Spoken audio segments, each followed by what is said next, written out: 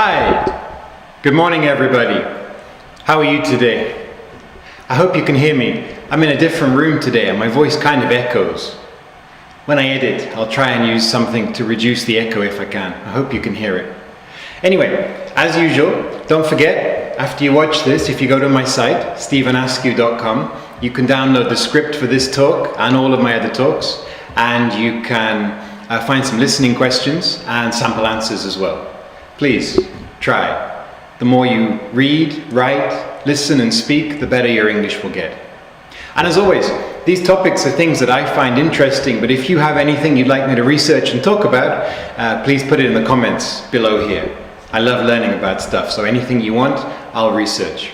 Okay, today we're going to talk a little bit about 3D printing. Now, there are two types of 3D printing. Well, there are many types of 3D printing, but there are two basic types of 3D printing on the commercial market. The first one, the very basic type, is the layer system. Now, if I go and print something from a regular printer, a 2D printer, what it does is it puts a layer of ink onto the piece of paper.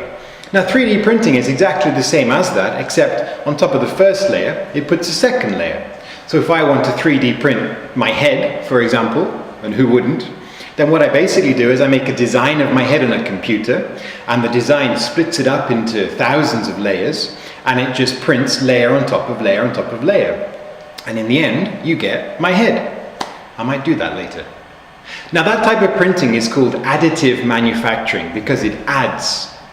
Of course, the regular type of manufacturing, subtractive manufacturing, is what you do in factories where they plastic mold things, and that takes away, of course. We'll talk about that a bit later.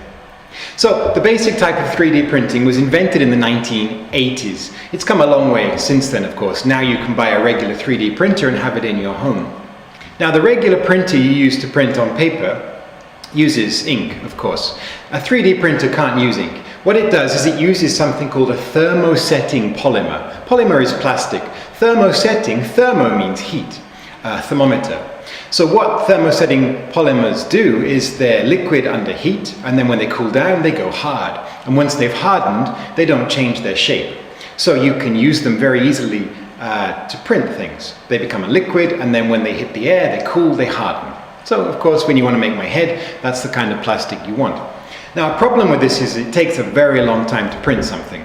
If you've ever printed a colored page using a dot matrix printer, the old style printer, it takes a long time to print one page. Now imagine multiplying that by thousands. It takes a very long time to print my head.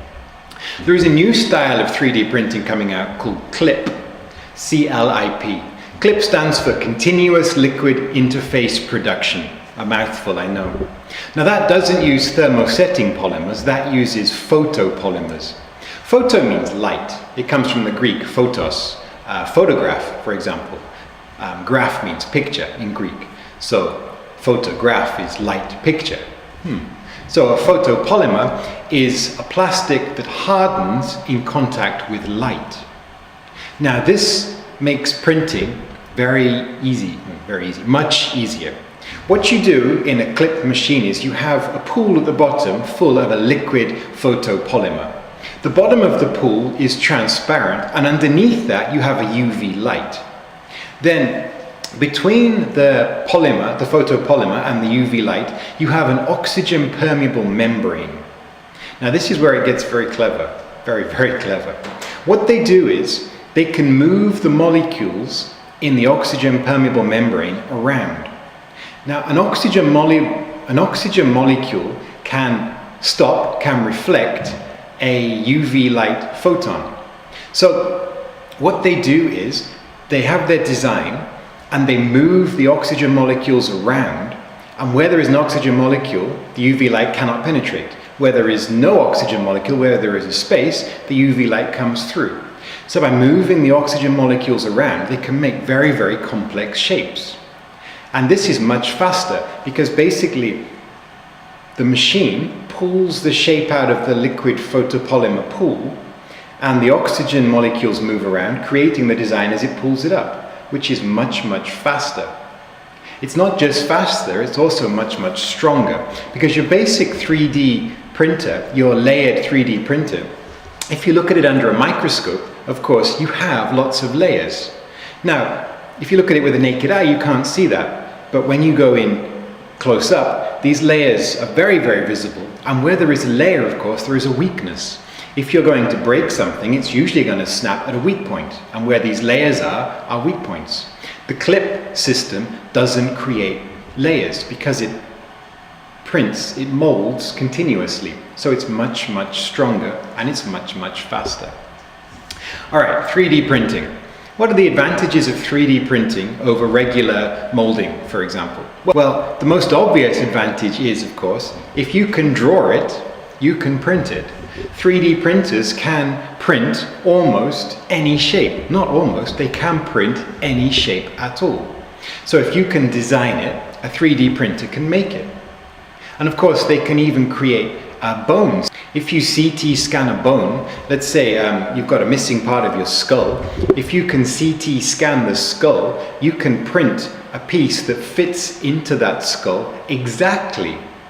With regular molding, you're going to be close but not exact. With 3D printing and a CT scan, you can actually make a piece that fits in exactly. So if you can draw it, you can print it. Of course, now the second advantage is you don't have to change the mold. If you want to make something, say for example, this stapler, if you want to plastic mold a stapler, what you do is you make a mold of it. You have your mold made of wood or resin or metal or whatever it is, and you stick it to your machine. Then you have a piece of plastic across the top. You heat the plastic so it becomes soft, and then you suck it down by creating a vacuum. That, of course, makes this shape. If you want to make more pieces, you have more molds, of course. Now, let's say you want to go from making this stapler to this stick of glue. What do? Well, you have to, of course, change the mold. You have to stop the machine, you have to take the mold off, you have to put your new mold on and start again. With a 3D printer, what do? Well, you just change the design. You can print this and then you can print this. So it's much, much easier. And of course, there is less waste. When you're making something like this, because it's subtractive, which we talked about at the start, when you suck down your plastic, of course, if you have 10 molds, you're going to have spaces between the mold where the plastic is continuing. So after you've finished, you have to cut that plastic off, which is waste. I mean, you can melt it and use it again, but you're always going to have some waste. With a 3D printer, you don't have that. It only prints plastic where the shape is, so there is no waste. Now, of course, the biggest advantage with 3D printing is you can have a printer at home. You can print your own models. And the price of printers is coming down day by day. Now you can buy a printer for about $100. And the last advantage, well, a really good advantage, of course, is you can print things in space. How awesome is that? So let's say you're an astronaut on the space station and suddenly there's a problem. Your oxygen regenerator has stopped working. What do? You have to replace the part. You don't have the part. Oh no, what do? Well, NASA sends you the designs, the blueprints. You plug them into your 3D printer. You print the part and you fix your oxygen machine. So you can print things anywhere, which is extremely useful because now you can travel into space without carrying lots of spare parts, lots of replacements. All you need are the designs, the 3D printer, and the inks, the plastics. So, how do we use 3D printers these days? Well, they were invented in the 1980s, of course. They became more common after about 2000. So what do we have now? You can have 3D printed clothes, 3D printed shoes. You can 3D print parts of engines. You can 3D print whole cars. Airbus 3D printed an entire aeroplane. You can 3D print casts for your arm. If you break your arm, you don't have to have the whole plaster cast, of course. You just need supports here. You can 3D print that. You can 3D print food. You can 3D print chocolate. You can 3D print bone parts, which I talked about earlier, a piece of your skull. You can 3D print human organs. There is a girl in America, I think, who was born without a nose. And what they did is they 3D printed a layer of cells to put on, and the cells slowly grew and became a nose. They've 3D printed ears. They've actually 3D printed a human liver. in 2013, they made a human liver. I mean, it's not ready to go into a human yet, but they can use it for drug trials and things like that. Human organs became possible in about 2003. And how it works is, this is really interesting, basically the same as with plastics, except instead of printing ink, it prints cells. So it has a 3D matrix and it puts cells into that matrix. And of course, how are you made up? You're just made up of basically cells, lots and lots of cells together. So you can recreate something by recreating those cells. Now the amazing thing is, the possibilities of this are endless, because if you can 3D print human body parts, you can do it with that person's cells. For example, they can take cells from me, they can clone them, and they could print me a liver. Well, in the near future, they will be able to print me a liver. Now, what is the good thing about that? Right now, if you have a liver transplant or a heart transplant or any kind of transplant, your body tries to reject it. Our bodies are set up so that we try and reject any foreign body inside them. That's why when you get the influenza virus inside you, you get really sick. It's your body trying to burn off that virus, kill that virus. When you have a liver inside you, your body is going into overdrive trying to get that liver, that foreign body, out of you. So to stop that, for the rest of your life, you have to take immunosuppressants. Those are drugs that suppress your immune system. The immune system is the part of you that tries to get rid of foreign bodies.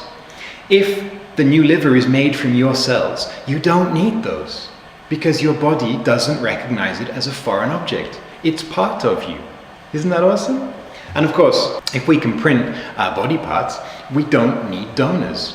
Right now, there is a huge shortage of kidney donors, liver donors, heart donors. There are more people waiting for them than there are people supplying them. And of course, if you want to supply a kidney, you have two, you have one to spare. But if you want to donate a liver or a heart, you have to be dead, which is quite sad, obviously. So if we can print body parts, if we can print human organs, the possibilities are incredible. Although, of course, we have to be careful that it doesn't become body parts for the rich, because we have to make it fair, we have to make it affordable for everybody, because if only rich people can afford these new human organs, then that's not a fair system. Okay, let's look at a couple of problems associated with 3D printing. Well, of course, forgery is a big one. Right now, you have a lot of cases of forgery in the world. People can forge paintings, you can paint paintings, but an expert can tell it's not the real thing. But if you can scan, let's say Van Gogh's sunflowers, if I can get access to it, and if I can scan it using a 3D scanner, then I can recreate that picture exactly, down to the splinters in the wooden frame, the labels on the back, the brush strokes. I can create that, I can recreate that almost exactly. And if that becomes possible, what happens then? How do we protect our copyright? And of course, the second thing was in the news a lot recently. You can 3D print guns, of course. If you Google it, you can find the blueprints for a 3D printed gun online. If you can make your own guns, how do we control them? Well, America doesn't really try and control its guns anyway, so that doesn't really matter. But if you can print a gun at will, what's going to happen? So there's a couple of problems. However, the potential for 3D printing far outweighs the problems in my mind. For example, when we talked about human organs, that could be a huge lifesaver. But what about being able to create food? If we can put human cells in a matrix, then of course we can put animal cells in the same way. We can create our own meat. Just think about what that will do to the world. Right now, growing cows, what harm does it have to the earth? Well, deforestation. We cut down the Brazilian rainforests to make pasture land. Global warming, the methane released from the cows, the cut down trees. The water waste, how much water does it cost to raise cows? And of course the cruelty to animals. We raise these animals and then we kill them. If you can 3D print food, all that is gone. And then of course, accessibility. Amazon has made shopping much more accessible. You now don't have to leave your home. You can order, buy, and receive stuff without even leaving your home. Once you have a 3D printer, we may not even need shops anymore. You don't have to go to the supermarket to buy your food, you print it. You don't have to go out to town to buy your clothes, you just print them. And they would fit your body exactly, because they would be made from scans of your body. They wouldn't be rough, they wouldn't give you blisters, your shoes wouldn't hurt you, they would be exactly printed to your specifications. So what would happen to shops? That's an interesting question. Possibly shops would end up being online places that sell designs, that sell blueprints, and sell the inks, the plastics, the materials that are needed to do these things. It's going to be very, very interesting. Anyway, because technology is speeding up, because advances are coming much, much faster, this 3D printing is going to take off big time very, very soon. It's very exciting and a little bit scary. I wonder what will happen. Anyway, thanks for watching. As always, don't forget, go to my site. You can find the script for this, and you can find some listening questions. You can practice writing, things like that. And if you like listening to English, if you like learning something in English, if you want to practice your listening skills more, if you want to improve your listening skills, then please don't forget to subscribe. Anyway, thanks for listening. Talk to you next time. Bye.